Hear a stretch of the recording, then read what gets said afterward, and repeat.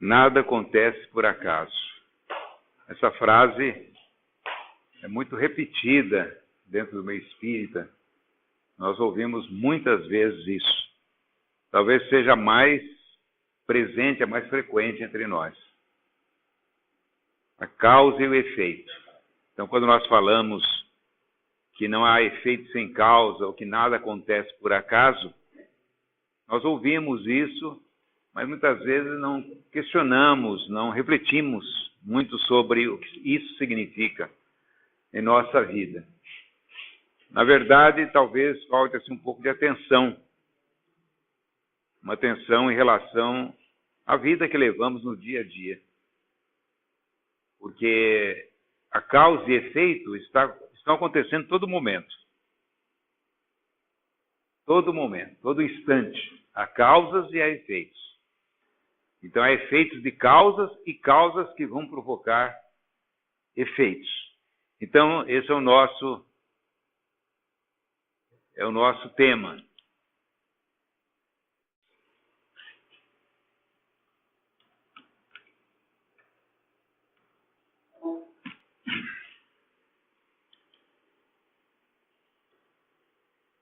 Essa questão de que na natureza existe um princípio de causa e efeito é uma questão indiscutível. É o que nós chamamos de axioma. Na filosofia se chama axioma. Axioma é toda a verdade tão evidente que não precisa ser provada. Não há necessidade de se provar isso. Porque todo mundo sabe, é voz corrente, tanto aqui quanto na China, no Vietnã, ou lá na África do Sul, todo mundo sabe disso, que não existe efeito sem causa. Né? O axioma é estudo dos valores. Né? Axioma é uma verdade indiscutível. Você fala axiologia, é o estudo do valor. Né? Então, desde muito cedo o homem percebeu essa relação. Quer dizer, desde que o ser humano começou a pensar, desde que surgiu um momento na história que o ser humano começou a pensar, começou a usar o raciocínio. E nesse momento ele percebeu logo essa relação. É evidente que os animais também percebem isso. Porque como é que os animais vivem? Segundo a lei de causa e efeito. O animal sabe exatamente o efeito que tem determinada ação que ele vai praticar. E como ele sabe disso, por intuição, porque ele não tem raciocínio, como nós, o animal sabe o que vai acontecer, ele age de acordo também com essa lei de causa e efeito. Mas o ser humano é diferente, que nós raciocinamos. O animal ele pode, por exemplo, prever determinadas consequências, mas a curto prazo. A curto prazo. Né? Então, nós não. Nós podemos até prever coisa a longo prazo. Não precisa ser vidente, não precisa ser profeta para saber determinadas coisas vão acontecer. Precisa? Não precisa. A gente vê uma pessoa, por exemplo, andando por determinado caminho, a gente sabe mais ou menos onde ela vai chegar.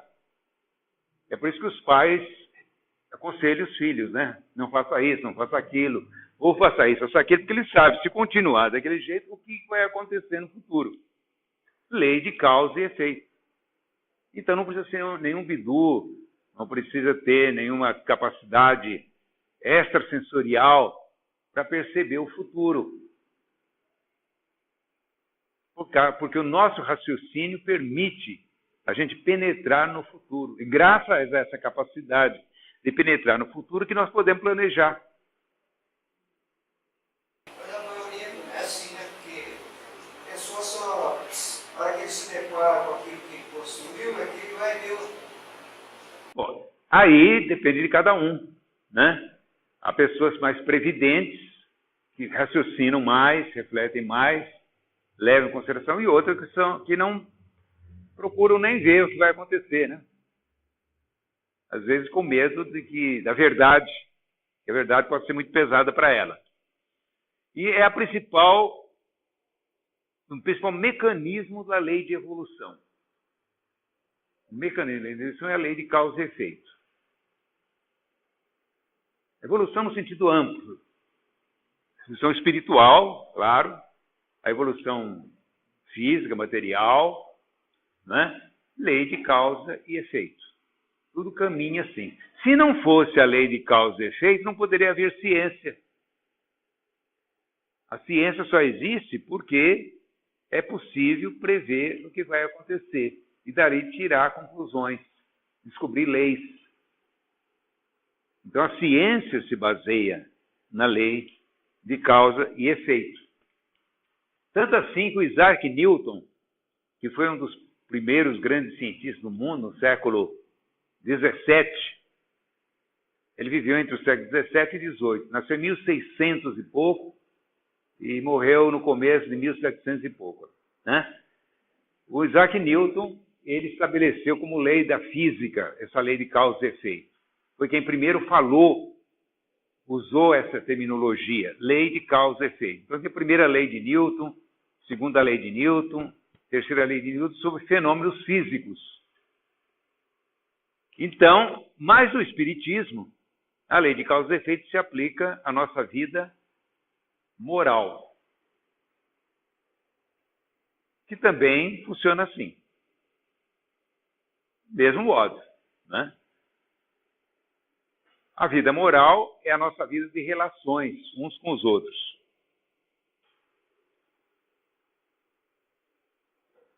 Na própria história da humanidade, o homem foi descobrindo a importância dessas relações para poder viver em grupo, para poder viver numa tribo, numa comunidade. Você tem que ter relações, boas relações. Senão, não é possível, né? Então, nessas relações se aplica a lei também de causa e efeito. Isso significa que cada ato que nós praticamos tem um efeito. Se ele for um ato que traz benefício, ele vai ter um efeito benéfico. Se for um ato que traz prejuízo, vai ter um efeito maléfico. Se for um ato que traz benefício para a comunidade, ele vai ser bem visto, aceito. Se for um ato que traz prejuízo para a coletividade, ele vai ser mal visto, não vai ser aceito. Né? Se o indivíduo pratica uma boa ação, a atitude dele, o ato que ele praticou, é um ato louvável dentro da comunidade que ele vive. Mas se ele praticar um crime, ele tem que ser condenado e punido. É lei de causa e efeito. Então nós estamos falando da vida moral, é isso. A pessoa que vive bem dentro da família, porque ela tem boas relações com os familiares, há pessoas que vivem mal, porque têm relações difíceis. Dependendo dessas relações, ela vai ter um efeito na sua vida, né? Essa correlação já era ensinada desde os profetas mais antigos. A gente pegar a Bíblia, né? A Bíblia está aqui, ó. Isso aqui é a Bíblia, né? Pegar desde o Antigo Testamento, a gente percebe que eles já tinham essa noção dessa lei de causa e efeito, né? Mas no Evangelho, que é a parte da Bíblia que nos interessa, porque ela fala sobre a nossa conduta, nós vamos perceber que esse princípio, a cada um segundo as suas obras, é o básico. É o princípio básico. Jesus, toda vez que ensinou, toda vez que ele pronunciou algum mandamento, algum princípio, alguma recomendação, ele sempre mostrava a causa e o efeito. A cada um segundo as suas obras. A árvore boa é aquela que dá bons frutos, a causa e efeito. Né? Então, Jesus sempre utilizou isso na sua fala. E na legislação, na lei penal de cada país, ela está muito clara. Nós temos as infrações, as contravenções, os crimes e as penas que são proporcionais à gravidade do delito. Quer dizer, nós podemos cometer erros. Os erros na sociedade são aqueles que prejudicam a sociedade, né? Então, existem infrações, existem delitos leves, de pouca repercussão, que não vai causar muito prejuízo, né? E existem infrações que causam prejuízos grandes. As leis, elas sempre prevê as penas de acordo com a infração. Se a infração for leve, uma pena leve, às vezes uma multa, né? A multa é um efeito de uma infração. Se nós não pagarmos um imposto, IPTU, por exemplo, no dia vai ter uma multinha. Se você demorar um dia, tem uma multinha. Se demorar 2 dias, já dobra a multa. Se demorar um mês, você vai pagar uma multa maior, de acordo com a infração e de acordo com o valor da multa. Se o valor for só R$30, vai ser uma multa correspondente a R$30, mas se for R$300, já é uma multa maior. Então veja que a própria legislação humana, ela se preocupa com essa questão para poder fazer justiça. Senão, não faz justiça. Porque não poderia, por exemplo, dar uma multa, a mesma multa a todo mundo. Qualquer infração. Não pode. Ela tem que ser proporcional à gravidade. E no caso do imposto, a gravidade significa o valor da multa. O valor da mensalidade do imposto, né? Na lei de trânsito, isso é mais claro, porque no trânsito tem as faltas levíssimas, né? Leves, médias, graves, gravíssimas, de acordo com a infração que você comete. Não é crime essas infrações, elas não são crimes. Elas são infrações, não chega a ser crime. O crime está no Código Penal, não está no Código de Trânsito. Se bem que o indivíduo pode praticar um crime no trânsito, mas é coisa diferente, né? Então, o que ocorre? Por que nós estamos falando isso? Para ver a questão da causa e efeito, né? Então, ninguém precisa ser um adivinho nem um profeta para saber que desobedecendo o sinal de trânsito pode levar uma multa, né? Ou pode, inclusive, causar um acidente. Pode não causar, mas tem uma probabilidade disso acontecer. E se acontecer, ele já sabe por que aconteceu, né? Claro. Então, a legislação humana não é só no Brasil, mas no mundo todo. Na China é a mesma coisa. No Japão também é a mesma coisa.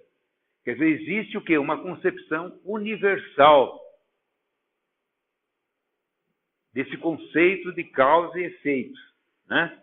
De ação e reação, a mesma coisa. Causa e efeito. Ação e reação é a mesma coisa. A sociedade não pode ficar inerte quando o indivíduo comete um crime. Se for um crime grave, na legislação penal, por exemplo, o crime de morte, o assassinato, é considerado um crime mais grave. É você atentar contra a vida de alguém. Esse crime é considerado grave. Quando acontece isso, a legislação considera que o crime não é contra só o indivíduo, a vítima, ou a parentela da vítima, é contra a sociedade. O crime contra a pessoa humana é um crime contra a sociedade. atinge toda a sociedade. É um crime que não depende de a pessoa ir lá reclamar, fazer uma queixa, ou retirar. A família, vamos supor que o indivíduo foi assassinado, a família não pode falar, não, eu quero retirar a queixa contra você. Não pode. Não pode fazer isso. Porque a sociedade foi atingida. Então, vai o promotor lá e ele que faz a denúncia do assassinato. Então, veja como que funciona essa questão. Onde que o homem foi buscar isso? Na natureza. Lei da natureza. Porque tudo que nós fazemos, nós seguimos aquilo que a natureza vem ensinando. Nada foge à natureza. Mesmo aquilo que pareça ser artificial, na verdade é uma cópia da natureza. Né? Muito bem. Eu crime contra a humanidade também. Como? Contra a humanidade. Por exemplo, a Venezuela... Sim, também. Há crimes contra a humanidade. Por exemplo, o crime lá do Holocausto contra os judeus, mataram 6 milhões de judeus na Segunda Guerra Mundial, é um crime contra a humanidade, que atingiu a população, né, toda, um povo, e se atingiu um povo, atingiu a humanidade. Por isso que existe um tribunal internacional, lá na Holanda, que julga os crimes contra a humanidade. E aqueles que participaram desses crimes de guerra, eles foram julgados por esse tribunal. Crime contra a humanidade. Mas isso é coisa nova, não tinha no tempo de Jesus, por exemplo, coisa dessa não existia. Né? O pessoal fazia o que bem que entendia. E não tinha esse negócio de crime contra a humanidade. Hã? Não tinha globalização. Não. Agora a gente está caminhando para isso. Né? É claro que nós estamos um pouco distante ainda daquilo que a gente quer atingir, mas muita coisa melhorou. Muita coisa melhorou. Nós já demos um salto muito grande. E perdemos em outros campos também. Né? Mas nesse campo da lei, por exemplo, as leis são muito boas. Geralmente elas são boas. Em geral, as leis são mais boas do que ruins. Mas a aplicação da lei é que é o problema. Será que não condenaram ainda desse tribunal lá que você falou? Esse cara da Venezuela aí? Aí é questão política, né? Aí entra outros interesses. Né? Se fosse aplicar a lei, pura e simplesmente a lei, é uma coisa. Mas aí entram outros interesses, outras forças políticas que fazem pressão, os grupos, né, que vão pressionando e vão ameaçando, as ameaças, né? E isso pode dificultar a aplicação da lei, porque nós não chegamos lá. Nós ainda não sabemos nem aplicar leis, essa é a verdade. Sabemos fazer as leis, né? Mas aplicar... A lei humana nos obriga a respeitar, mas não pode nos obrigar a amar. A lei não pode obrigar a amar. Por quê? Respeitar, ela obriga, né? Mas não dá para obrigar a amar. Amar é lei de Deus, cara. Não é lei humana. Veja em que nível está o amor. O amor não está ao alcance da lei. Fazer o bem, tudo bem, dá para fazer o bem. A lei pode exigir o indivíduo fazer o bem, mas ele não pode fazer o bem com amor. Por exemplo, você quer ver uma coisa? Quando a pessoa comete um crime leve, né? E ela tem uma condenação também leve. O juiz pode transformar essa condenação em prestação de serviço para a comunidade. Não pode? Já viram isso? Então você vai lá trabalha numa instituição, por exemplo, durante um determinado tempo e fica quites com a lei. É claro que nisso existe uma boa intenção. Né? Existe uma boa intenção. Porque, na verdade, fica melhor de trabalhar para a comunidade do que ficar preso lá, não fazer nada. Né? É claro. Só que esse nível que vai trabalhar, ele vai trabalhar por amor? Não, ele não vai trabalhar por amor, por obrigação. E obrigação não é amor. Então nós temos que perguntar se nós estamos trabalhando por amor ou por obrigação. Se nós estamos trabalhando por obrigação, o trabalho é muito sofrido. É muito pesado. Mas quem trabalha por amor, trabalha com satisfação. Essa é a diferença. O amor não está ao alcance da lei, nem a lei trabalhista pode exigir, não, todo empregado tem que ter amor no que faz. Se falar isso, o pessoal vai dar risada, né? Mas tem empregados que tem. Tem empregado que trabalha com amor. Não tem? Tem. É o cara mais feliz do mundo. Porque quem consegue trabalhar com amor é o mais feliz do mundo. Ele vai passar a maior parte da vida dele trabalhando. Se ele for infeliz, trabalhar só por obrigação, ele vai passar a vida dele, maior parte da vida, infeliz, contrariado, amargurado, revoltado. E vai sofrer por isso que é a lei de ação e reação. A lei de causa e efeito. Mas se ele trabalha por amor, ou se ele põe amor no trabalho que ele faz, ele vai estar sempre satisfeito, sempre alegre. Né? Vai fazer aquilo realmente com o coração. Veja a diferença. Pode? Na educação, ele ficou muito tempo desempregado e arrumou um serviço. Ele era vigia, guarda, turno, né? Só que ele nem sabia que tinha câmera, fiscalizar, todas as atitudes. Então, ele lavava banheiro, ele levava limpava tudo ali, recebia todo mundo com amor. Ele ficou 2 meses só.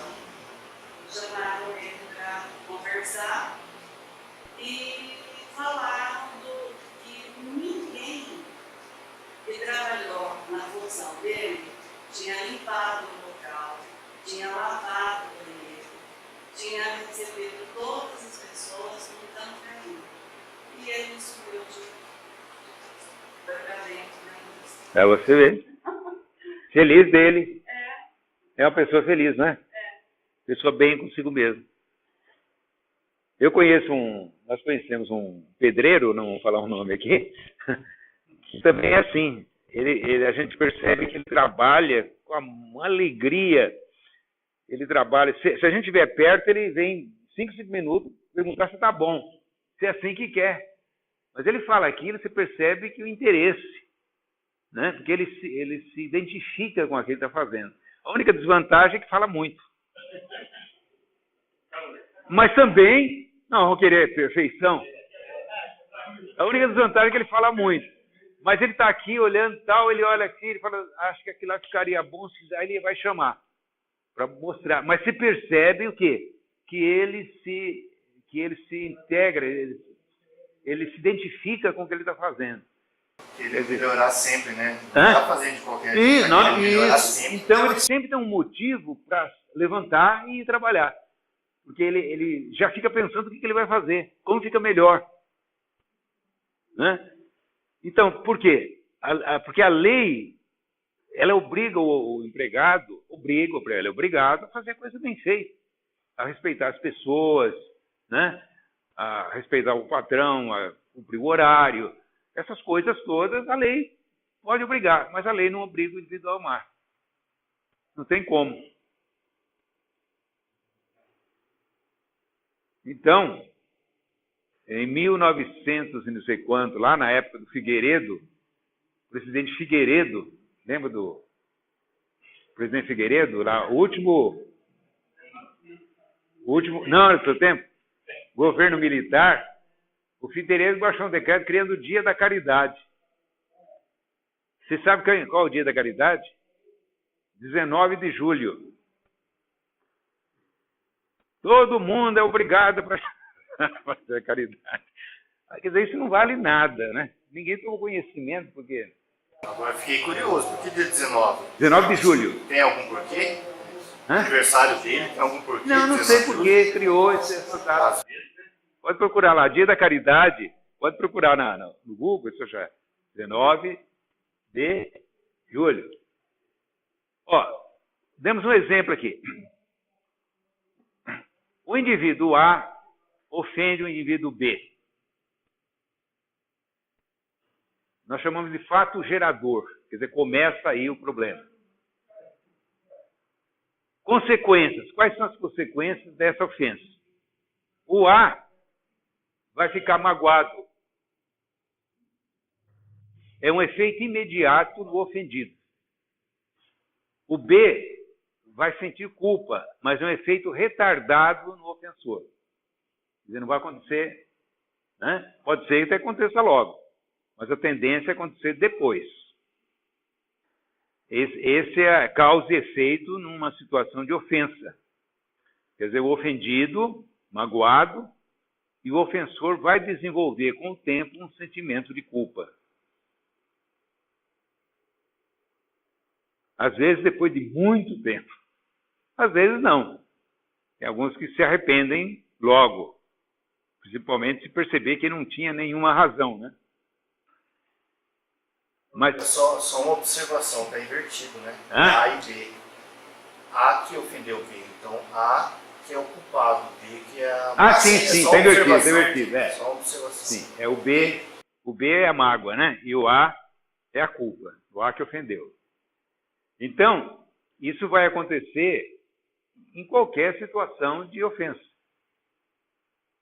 Até porque pode ser que em alguma situação o A não quis ofender B, mas ofendeu. Você não quis ofender, mas acabou ofendendo. Porque o B é muito sensível. E o que você fez realmente ofendeu. Aí você vai pedir desculpa, não é isso? Desculpa, eu não quis te ofender. Desculpa, quer dizer, tirar a culpa. Desculpa, tirar a culpa. Eu não quis te ofender. Isso geralmente acontece quando ele não quis ofender, mas ofendeu. Isso acontece na nossa vida. Nós podemos ofender pessoas sem saber que estamos ofendendo. A pessoa se sentir ofendida, né? Às vezes, uma atitude, um gesto, uma palavra, né? Que você, sem intenção, mas pode acontecer. A aplicação da lei humana, para se aplicar uma lei humana, nós precisamos de advogados, precisamos de tribunais, precisamos de polícia, né? Isso quando o crime é na sociedade, quando o delito é na sociedade. Mas na lei divina, a lei divina é auto-aplicável. Ninguém precisa acionar nada. Ela vai acontecer. Não precisa de advogado, não precisa de juiz, não precisa de promotor. Não precisa. Ela vai acontecer. Porque é lei natural. Ninguém precisa, na natureza, ficar provocando a natureza para acontecer isso ou aquele fenômeno. Isso acontece naturalmente. E também não tem tempo. A natureza não tem pressa. Uma coisa pode acontecer já, pode acontecer daqui a alguns minutos, amanhã, daqui a 10 anos, daqui a 20 anos. Mas a lei de causa e efeito é sempre constante. Né? E daí? A ofensa gera inimigos e perseguidores.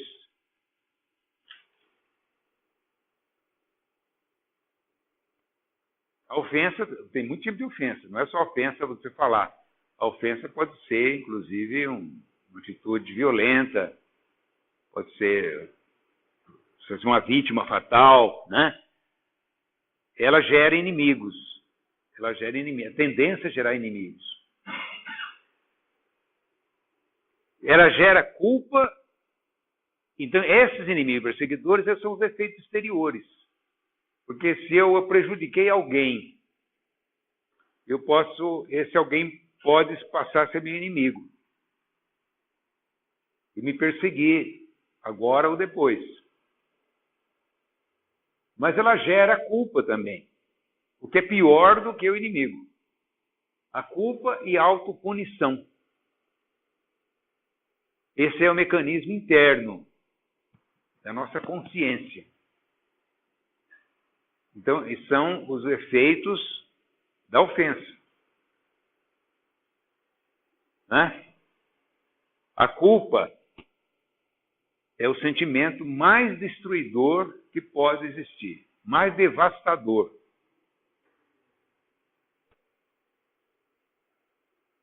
Esse sentimento é o que gera grande parte do grande sofrimento humano, principalmente quando é de uma encarnação para outra. Nós carregamos a culpa. E nós não sabemos, às vezes, por que estamos passando por essa ou aquela situação. É um sentimento. É um sentimento. É um sentimento muito forte, que gera uma porção de problemas. É o sentimento mais devastador da alma humana. Ele é pior do que a mágoa. Porque a mágoa é contra alguém, a culpa é contra si mesmo. Há muita situação de suicídio que é decorrente desse sentimento de culpa. Porque é a autopunição, ele está se punindo. Quer dizer, ele tem aquela tendência de se punir. Porque no fundo ele se sente culpado de alguma coisa que às vezes não sabe nem de que é.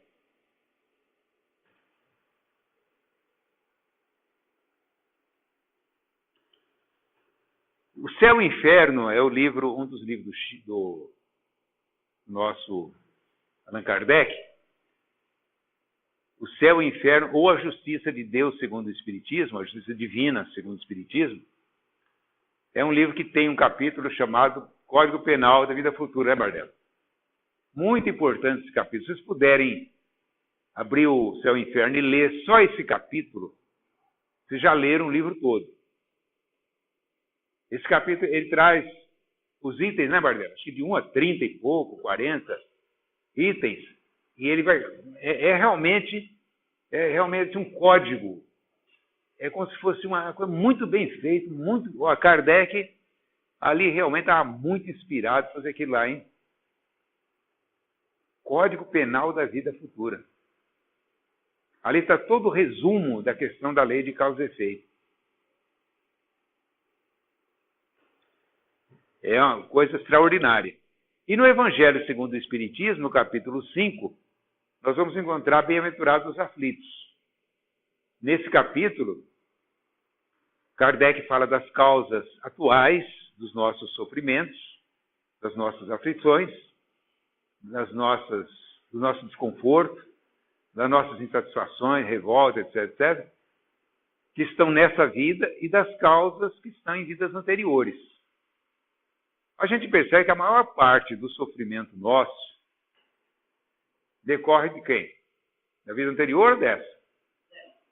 Decorre desta vida. Até porque nós não sabemos lidar com as nossas imperfeições.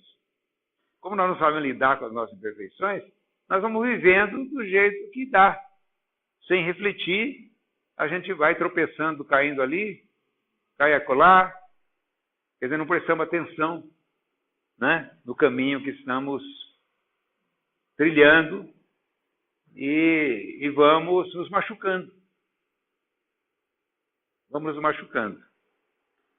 Poderíamos ter evitado muita coisa. Quando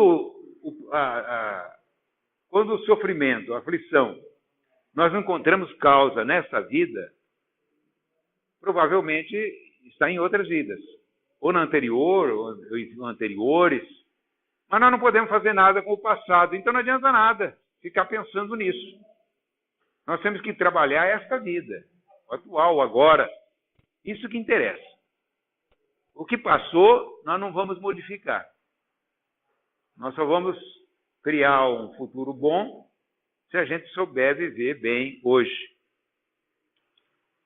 As causas atuais encontram-se na presente existência. A maior parte dos problemas depende de nossa conduta atual. As causas anteriores encontram-se em vidas passadas. A nossa maior dificuldade é superar o orgulho e o egoísmo, que se opõem ao autoconhecimento. Por que a gente não se conhece a si mesmo? Por causa do orgulho e do egoísmo, principalmente do orgulho. A gente não aceita, ou não quer aceitar, as limitações, os defeitos. Principalmente se alguém fala, né? Ah, você é assim. A gente já fica, né? Por causa do orgulho.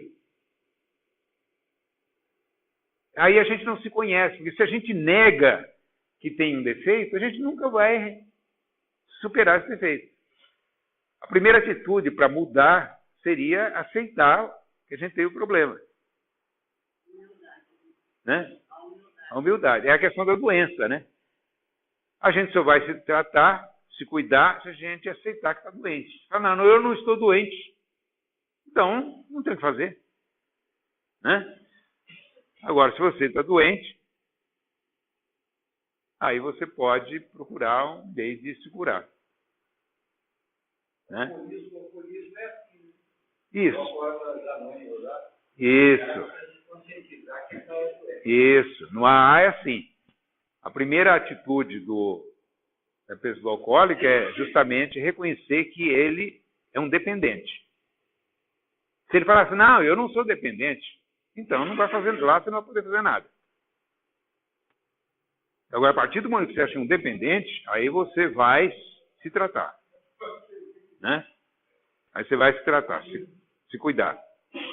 E uma coisa interessante que tem no Alcoólicos Anônimos também, que a gente pode aproveitar bem, é o seguinte. Eles têm aquela questão dos 12 passos. E o primeiro passo é o seguinte: você deve viver o dia de hoje. Você tem que viver o dia de hoje. Por isso, hoje eu não bebo. Você não pode falar, não, eu não vou beber hoje, não vou beber amanhã, não vou beber nunca. Não funciona. Hoje. Todo dia você tem que viver aquele dia. Então, hoje, tal, né? Então, por isso que Jesus, muito sabiamente, disse, não vos preocupeis com o dia de amanhã. A cada dia basta o seu mal, a sua preocupação. Então, se a gente se preocupasse com o dia que está vivendo, a gente viveria bem aquele dia. E assim cada dia. Mas se a gente se preocupar muito com o dia seguinte, e amanhã? Como é que eu vou fazer amanhã? Pronto.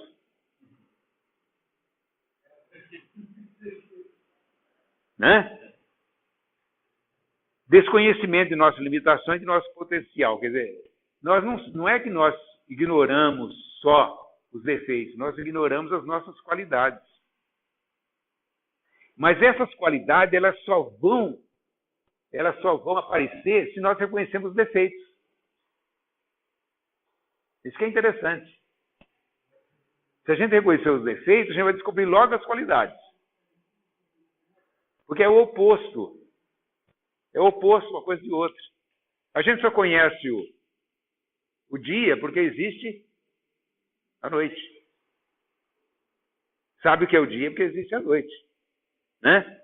A gente sabe o que é o frio porque existe o calor. Então, essa comparação entre os opostos é que nos faz conhecer. Se a gente descobrir defeitos, a gente vai descobrir também qualidades. E todo mundo tem qualidades e tem defeitos. E as qualidades de um não é a qualidade do outro. É mais essa. Né? Porque nós somos diferentes. Bom, eu vou contar um caso aqui de um personagem que está no livro Ação e Reação. Adelino Moreira. Já ouviram falar do Adelino Moreira? Não. Ele é um personagem que está no livro Ação e Reação. Nesse livro, Ação e Reação, que a gente pretende estudar aí, nós estamos estudando agora o domínio da mediunidade na sexta. Aulus é o espírito orientador do grupo, do André Luiz, do Hilário, né? Que estão estudando, que estão observando, aprendendo e nos ensinando aquilo que eles estão colhendo lá do Hilário. Então eles vão visitar um centro espírita, para variar. E nesse centro espírita, eles vão encontrar esse Adelino Moreira, que era já um senhor, talvez uns 60 anos, por aí, que trabalhava no centro com muita dedicação, com muito empenho, com muito amor. Aqui nós falamos, ele estava no centro. E ele era uma pessoa doente. E ele era uma pessoa que tinha um problema, de uns eczemas na pele, coisa que atacava até a cabeça dele, uma coisa meio complicada. Isso era na década de 30, que a medicina não tinha muito recurso para cuidar desses casos, né? Mas ele não perdia a oportunidade de trabalhar, e ele, inclusive, fazia palestrinhas no centro, orientava o pessoal, estava sempre ajudando, sempre compartilhando, né, alguns momentos bons de conhecimento. Mas ele era uma pessoa assim que demonstrava certa tristeza, um tipo assim de uma tristeza, vamos dizer assim, quase que uma depressãozinha. Estava sempre quieto, sempre se colocando no lado, não era uma pessoa expansiva, né? Então, como eles estavam observando, os espíritos estavam ali olhando, né? A atitude eles foram chamaram atenção, o Adelino chamou a atenção deles. Eles quiseram saber quem que era esse Adelino e foram à casa dele. Aí, quando chegaram na casa dele, eles encontraram lá a senhora dele, uma senhora mais ou menos da idade dele, né? Viu que ele era casado e que ele tinha 3 filhos. Uma menina loira, de uns 10 anos de idade mais ou menos, e 2 meninos pretinhos, bem pretinhos, que certamente ele tinha adotado, porque todo mundo gostava dele. Mostrava que ele era uma pessoa muito querida, tanto pela esposa quanto pelos filhos. E ele estava ali, paciente, aparentemente tranquilo, mas não se sabia o que acontecia dentro dele, né? O que estava dentro dele. Aí o Aulus passou as informações. Falou que na vida anterior, o Adelino nasceu mais ou menos na metade do século XIX, mais ou menos quando a doutrina espírita estava sendo codificada, a 1840 e pouco, por aí.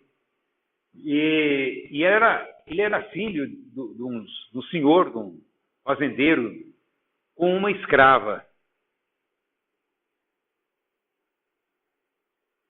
Esse fazendeiro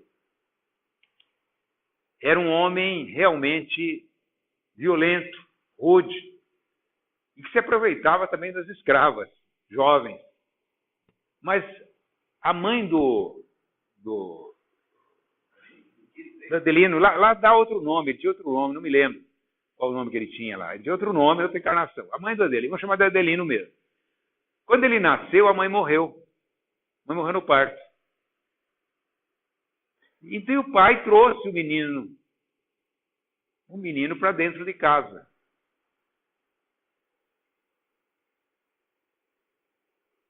E esse menino,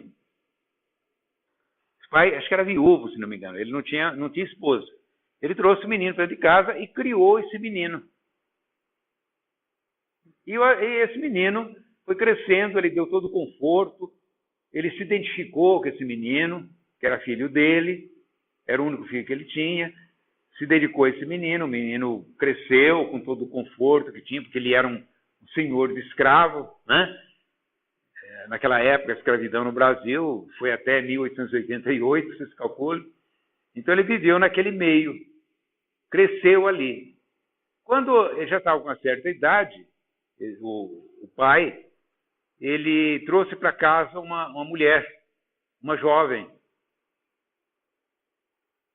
e passou a conviver com ela ali, na casa, né? Junto com o Adelino. E essa jovem era muito esperta. Ela envolveu o Adelino. Ela seduziu o Adelino. Que era jovem, né? Jovem, bonito, forte, inteligente. E ela se aproximou dele e, sem que o pai soubesse, envolveu ele num caso amoroso. E chegou um determinado momento que ela resolveu, como o marido era muito rico, né? Ela falou assim: nós matamos esse cara, aí não vamos ficar com essa fortuna. E envolveu o Adelino nisso.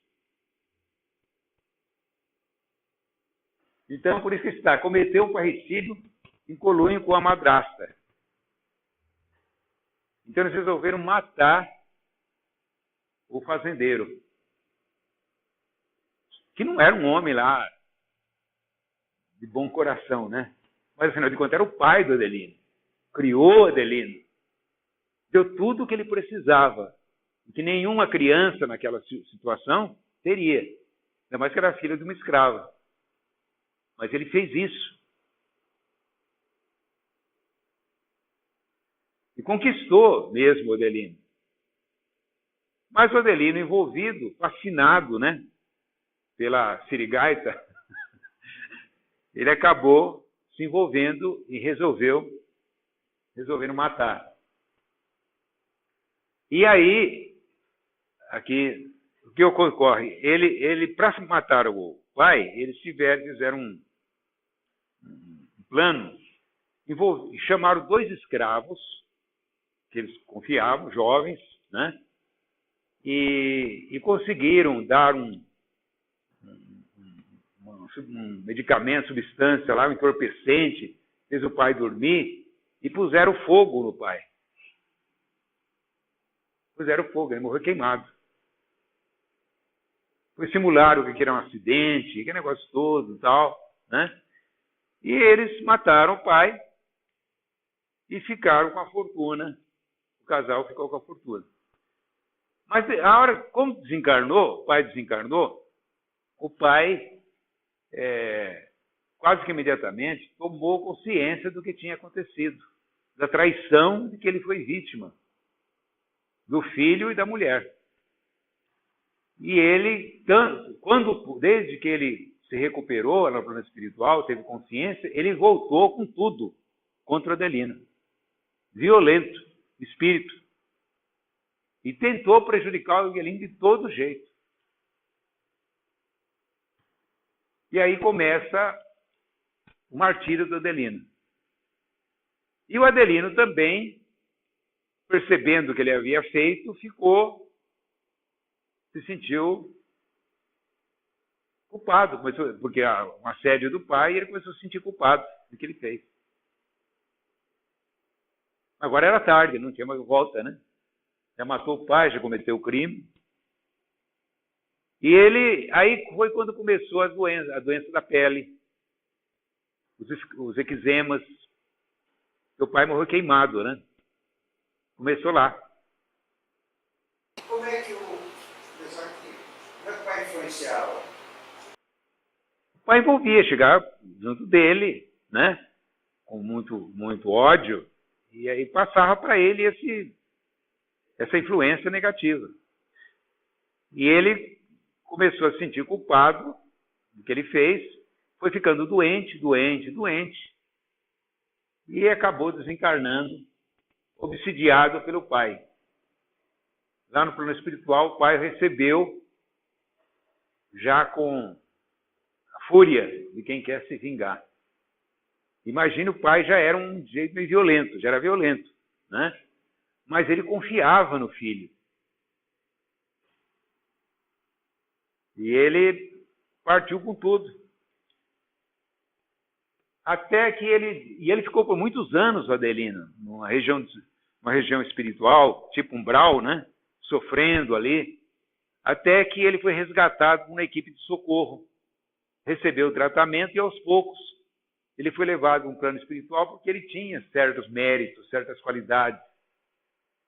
Já tinha também se arrependido, né, do que ele havia feito. E lá ele começou a fazer alguma coisa, a trabalhar, fazer alguma coisa de bom, né? Como geralmente acontece com os espíritos que estão assim num certo nível de compreensão das leis da vida, né? E aí ele reencarnou, os espíritos ajudaram ele a reencarnar numa família espírita, com a enfermidade que ele trazia lá da vida anterior, aquela enfermidade latente ali, que ela ia surgindo com o tempo, né? Com o tempo ela ia aparecer. Reencontrou quem? A amante de outrora, que agora era filha dele, aquela menina de 10 anos, foi a com quem ele se juntou para matar o pai, e os 2 meninos que ele criava, que eram os 2 escravos, que ajudaram a matar o... Mas isso ele pediu, evidentemente, lá, né? Que ele queria reencontrar com o pessoal e acertar tudo, porque o sentimento de culpa era muito grande. Ele queria resgatar tudo de uma vez, acertar com todo mundo, para quem ele devia. Inclusive, ele devia para esses 2 escravos que trabalharam para ele, né? E que causaram a morte do pai. Então ele volta para trazer esses meninos e reeducá-los, né, como filhos, dentro do moral espírita. E a menina, que foi a amante, né, com quem ele conviveu e teve essa experiência dolorosa. Aí ele passou a se dedicar à causa espírita. Aí a gente volta lá no centro, né? Quem era ele? Ela é esse espírito, quer dizer, o Adelino era esse espírito que estava ali no centro, trabalhando no centro, já era espírita, convicto, né? Era um sujeito de bons sentimentos, mas ele tinha essas dívidas do passado. Dívida para com os outros e principalmente para com ele mesmo. Lei de causa e efeito. Com os outros, ele estava criando os filhos, como se fosse aqueles com quem ele se juntou naquele plano criminoso, e com ele trazia a doença que ainda perduraria a vida toda dele, né? Dedicou-se à causa espírita, integrando a atividade do centro, sempre enfrentando problemas crônicos de saúde. Respeitado e querido por todos, ele era uma pessoa querida por todos, respeitado por todos, e ele se empenhava mesmo, né, e participava ali das atividades do centro.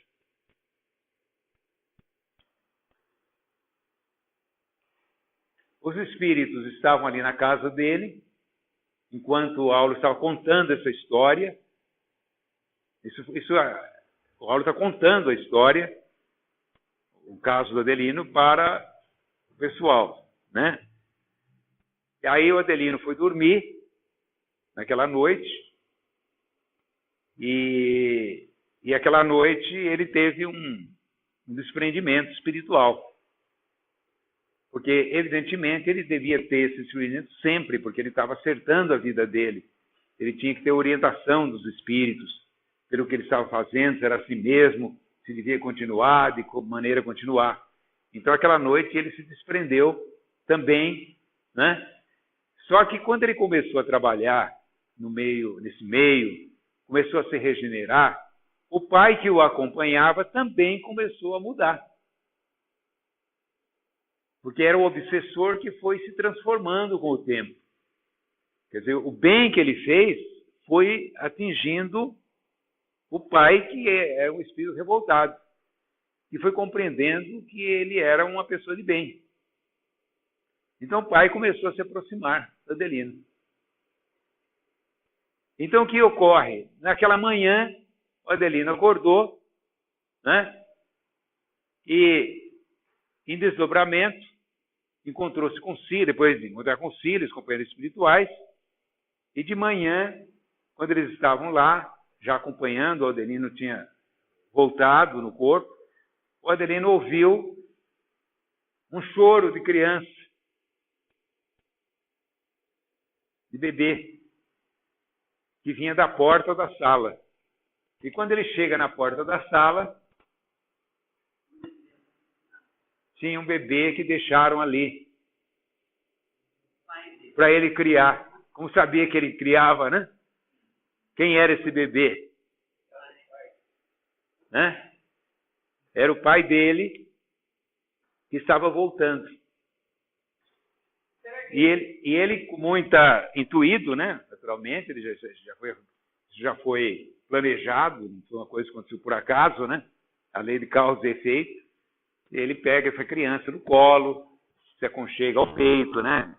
E realmente abraça a criança, já com aquela intuição de que ele estava completando o trabalho de resgate dele, né? Com aqueles com que ele prejudicou no passado. Fala. Será que cada caso é um caso, né? Mas a incidência de, por exemplo, cada família tem realmente um passado de vivências positivas ou não? Todos nós temos, né? De uma maneira ou de outra. Para a gente estar aqui, e o fato de a gente estar no meio espírita, não isenta a gente disso. Ele está mostrando que isso num centro espírita. Né? Então, eu calculo o que pode estar atrás de tudo isso.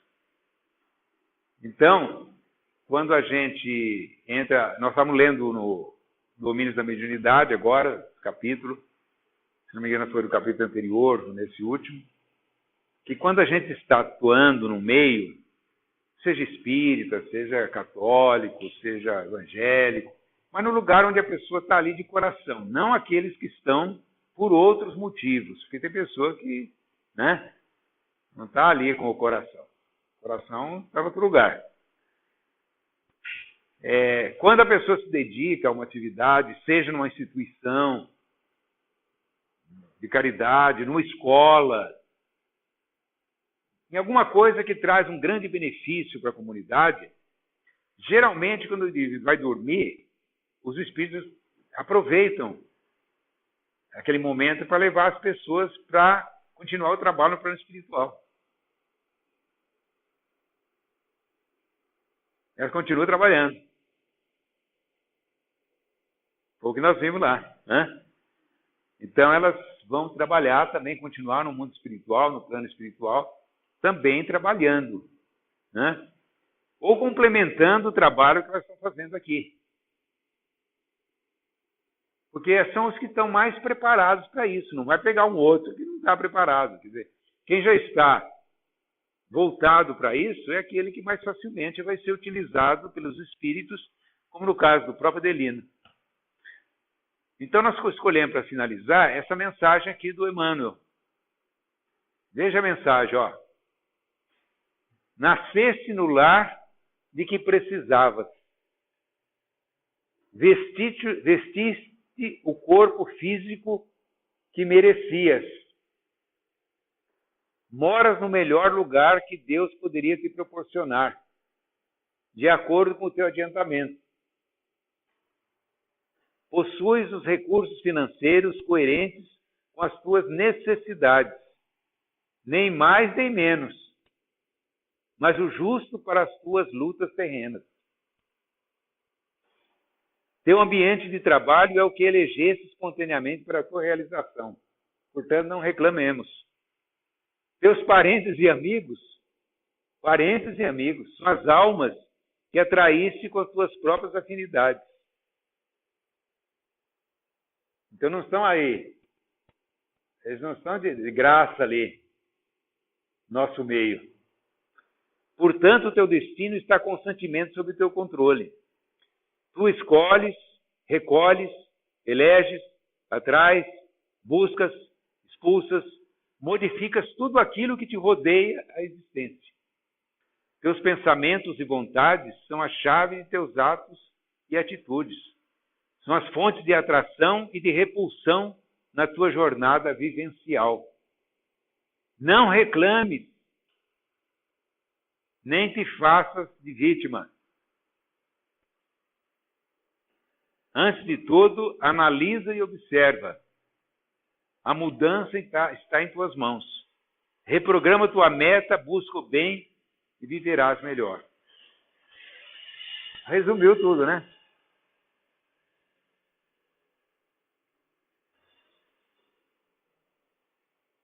Resumiu tudo.